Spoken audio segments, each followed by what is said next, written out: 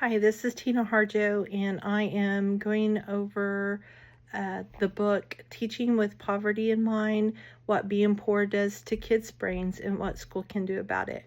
The author is Eric Jensen. So I'm going to talk about the three main topics that this book talks about. And the first thing is that poverty has a detrimental effect on the brain. And then the second thing is that the brain is adaptable and students can learn other behaviors. And then it touches on the share model and how that can be used to change educator and students' mindset about poverty. So poverty has a detrimental effect on the brain. The social and emotional management that children develop at a young age, and their understanding and regulation of that management is delayed many times because of the things that they go through and experience. They don't have good decision-making skills, and so that leads to cognitive delays, intellectual, ADHD, dyslexia. But the book talks about how early detection and interventions of children can help them get through these challenges. And then there's health and safety concerns as well. So health and safety as far as the home, the conditions of the home, medical problems and issues. Many times these children are delayed in getting their shots and their child checks.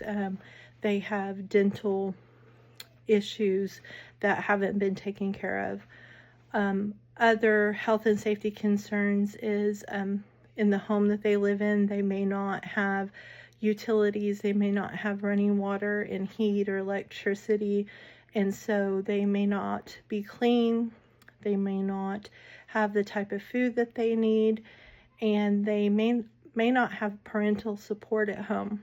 Many times, children who live in poverty, their parents are either working multiple jobs to try to support them, or due to the fact that many of them's parents have a low education IQ, they may not be working at all. They may be having drug and alcohol issues, and so the children may be watched by an older sibling or family member or grandparent who may not be able to take care of them like they need.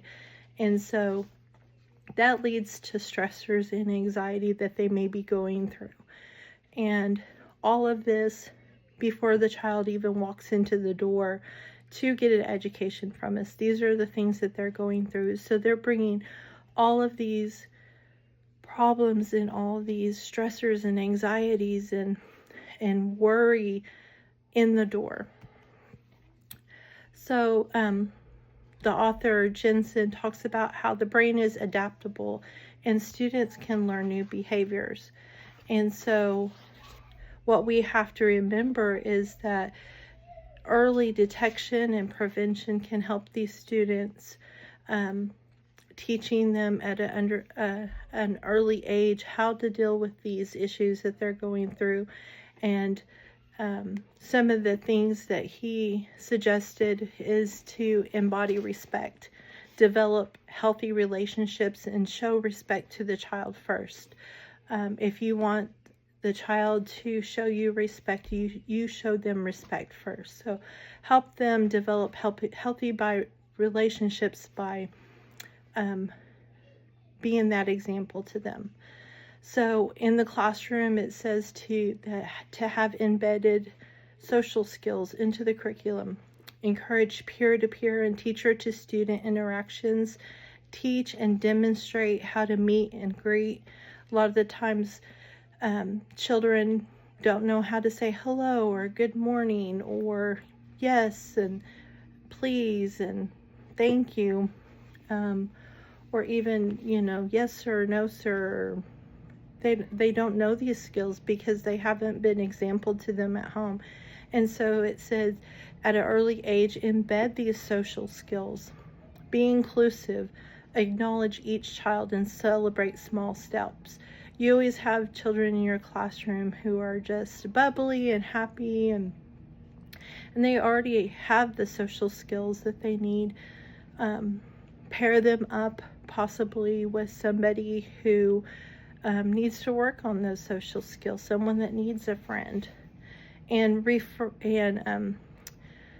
to be inclusive, refer to the school and the class as our school, our class. Help them to see that it's ours and we share that, and we're together, we're a team, we're inclusive. And then the last thing is to provide stability. Keep a routine to build on, and help the child feel that security that they may not have at home, so that they feel safe and they trust you, so that they can start to learn these new behaviors. So the last thing is the SHARE model. And SHARE is an acronym for support the whole child, use hard data, show accountability, relationship building, and enrichment mindset. So S is support the whole child. Determine what the student needs, not just what they need to learn. Include parents and or guardians and to provide support to them. If a parent is in need of a job or in need of utilities, I'm not saying go out and pay for that, and that's not what Jensen's saying either, but give them the tools and the resources so they can do that. Establish community partnerships to meet the physical, emotional, and financial needs of the family. That may distract the child from the educational needs. Once the whole need of the child is met, not just the educational, not just what you can do at school, but as a community of educators, what can we do to help a child outside of school? Hard data. Determine what data is needed. And I know that in education, a lot of the times everything's data driven. And depending on where you're pulling your data from, you can come up with a million different ways that things that you need to, or the school needs to use. But determine what data is needed, what data that you need to help a child.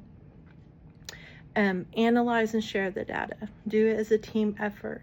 Don't try to do it yourself. Find resources and things in your school and your community. And how can this data be used to help meet the student needs? Accountability is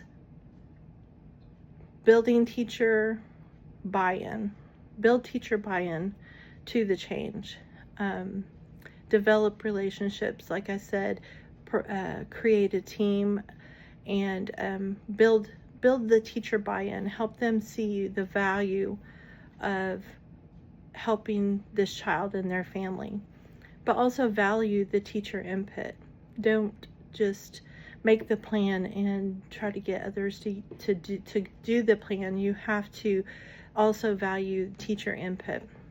Provide training and resources to teachers, and learn to adjust practices to meet the students' needs. And I think, educators are pretty good at that anyway. But you just have to change your mindset on understanding that certain children need different things. So R is the relationship building. Build staff relationships, build student-teacher relationships, build student-student relationships, build family and parent relationships, build community student relationships, and then be positive, be consistent, and then show kindness and concern and support. So enrichment and mindset. I think a lot of the different things in the acronyms are things that I thought, okay, I understand that. I've heard that before. But this is one I think is new to me. It says, teach enrichment, not remediation. Remediation is situational, and it's reinforcing something that's already there. Where enrichment is growth. it's not just this current situation, but you're looking at past this situation. So you have a tutoring program, you're tutoring a child and helping them maybe get through something that's been tough on them, a different objective that they need to pass. But that's remediation. But enrichment is looking beyond that. What else can I do beyond just this? What can help the child not have to continue to go through tutoring every time? Enrichment is growth, it's opportunities and challenges to help them explore ideas that teach critical thinking and empowerment. And when I thought about that, I was just like, yes, that is helping the whole child, not just the situation.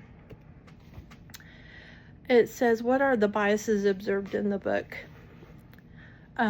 Dr. Jensen has so many wonderful ideas of things that he has looked at, things that he has researched, and he's very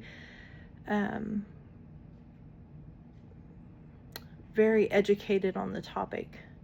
But I think that a lot of his examples that he gives is school districts that must have a lot of resources, or lives in is in communities that have a lot of resources, that may have a lot of community members that are willing. And so sometimes, when I was reading the book, I was thinking, that's a wonderful idea. I would love to be able to do that to help my students. But where would I get it? Where would I get the funding? Where would I get the community resources? Because we live in such a rural area. I think a lot of his examples were in a city where there was unlimited companies and community organizations and stuff that was willing to help these students, and we just don't have that around here. And so I think that's kind of a little bit of the biases that he has. It also implied that most children in poverty develop cognitive and social skills, and it makes it seem like all children are that way, that come from that background, and they may have more challenges that they have to overcome, but I don't think it's to the point that he explains. Not everybody is in that situation. And so those are some of the biases I observed. And then the question is, what is your perspective on the author's purposes? Well, the reason why I picked this topic is because I am so passionate about this. I grew up in a low-income family. I experienced many of the same, issues discussed in the book. But the thing that was different for me is I didn't have many resources, and I didn't have people that I felt like, intervened on my behalf. But most of it was because I moved around a lot. I went to 16 different schools throughout my life, but I gained a sense of determination that I was not going to become like my parents or other people that I've observed. I wanted more for myself. But my siblings, they didn't develop that sense of determination, and I don't know if it's because I was older than them, and so I took on that parental authority to them. I took care of them, but I really feel like many of the interventions and techniques that was discussed in the book would have helped me when I was younger, and would have definitely helped my siblings. And I agree with most of the author's observations, and I feel like with the correct amount of resources and PD, the ideas suggested in the book would make a difference in many school districts. And in fact, when I graduated from high school, I graduated with a 1.7 GPA. I didn't go to college right away. I lived life, had my family, had my kids, worked in healthcare, was an assistant, was an administrative assistant at a college for an RN program, and then moved over to the technology center. And through the years, I found the value in education and didn't receive my bachelor's degree till I was almost 40. And so then after I received my bachelor's degree and started working at the school, I saw many students who were just like me, who were living in poverty, who were shy and kind of overlooked. And I was determined to go and get my master's in school counseling so I could help these kids, and that's what I did. So my passion is for these types of students, and I learned so many techniques and interventions in the book, and I've also started reading Dr. Jensen's other books that he has on poverty, and I hope that with those resources and other things that I found, that I can make a difference too in my community and in my school with these kids, and help them to realize at an earlier age that they don't have to go through the things that I went through, and that they have value, and they can learn, and they can grow, and they can become whoever they want to be. And so I'm just really excited that I was able to read this book, and I look forward to more publications by Dr. Jensen. Thank you so much.